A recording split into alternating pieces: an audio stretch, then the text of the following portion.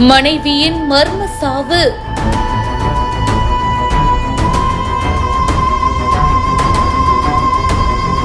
கல்யாண நாள் அன்னைக்கு இப்படி ஒரு செய்தியா?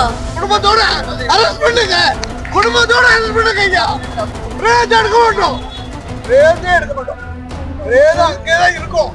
எங்க பொண்ணுடைய இறப்புக்கு நியாயம் கிடைச்சே ஆகணும். 2 பிள்ளை இருக்கு, அதாவது எழுதிக்கணுமே, இப்படி பண்ண கூடாது. நம்ம உள்ளே வீடியோ கால் பண்ணுங்கப்பா, வீடியோ கால் பண்ணுங்க, நாங்க கதறோம். என்ன நடந்துச்சுன்னு எங்களுக்கு தெரியல. அவ கழுத்தை நெரிச்சிருக்கு. டாக்டர் என்ன சொன்னாங்கன்னா ஃபர்ஸ்ட் டே சொல்லிட்டாங்க, இது வந்து சூசைட் கிடையாது, இது சூசைட் இல்லை, இது வந்து கழுத்தை யாரோ நெரிச்சிருக்காங்க. அவளுக்கு முட்டு 2 சைடும் காயம் பார்த்தேன்னா, இந்த இடத்துல காயம் பார்த்தேன். அவன் கழுத்தை இப்படி பிடிச்சி செவத்தில் செஞ்சுருக்கான். எங்கள் அக்கா முட்டை போட்டு கீழே விழுந்து இந்த இடத்துல இந்த இடத்துல ரத்த கட்ட நான் பார்த்தேன் என் கண்ணால். இதுதான் நடந்திருக்கு. எங்கள் அக்கா அந்த கஷ்டத்தை, அவள் பட்ட கஷ்டத்தை அவன் கையில் வழங்கு போட்டது மூலமா மட்டும்தான் இதை தீர்வு காண முடியும். அப்பதான் எங்க அக்கா சந்தோஷமா இருப்பான். கதறிய குடும்பத்தினர், எங்க அக்கா செத்து போயிட்டா அப்படின்னு சொல்றானேன்னு எல்லாரும் அலறோம். நடு ரோட்ல வந்து இன்னும் அலறோம். 12:20க்கு கொண்டுட்டு எங்களுக்கு கால் பண்ணியிருக்கான்ப்பா. எங்க அக்கா ரொம்ப கான்ஃபிடென்ஸான போல்டான கேர்ள், அவ பண்ண மாட்டா, இவங்க தான் பண்ணிட்டு எங்க அக்காவை பிளேம் பண்ணிட்டாங்க. எங்க அக்கா ஆத்மா சாந்தியானா அவன் கையில வழங்கு போடணும். அடுத்த பொண்ணு இப்படி பண்ண மாட்டான். பொம்பளை ஆம்பளை தொடக்கூடாது. அந்த பொம்பளையும் அந்த அடுத்த ஆம்பளைக்கு அடிமை இல்ல, அடுத்த ஆளுக்கு அடிமையே இல்ல.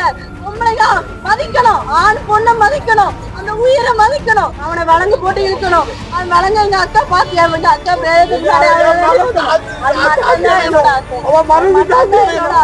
நல்ல படிப்பு, எல்லா இதுலயுமே ஃபர்ஸ்ட் கோல்டு மெடலிஸ்ட், பேச்சு போட்ட எல்லாமே அந்த பிள்ளைய பைத்தியம் சொல்றாங்க. நெல்லை பாளையங்கோட்டையில இருக்கிறவங்க ஜெஃப்ரி டேவிட்சன். இவங்களுக்கு கல்யாணமாகி 6 வருஷம் ஆயிருக்கு.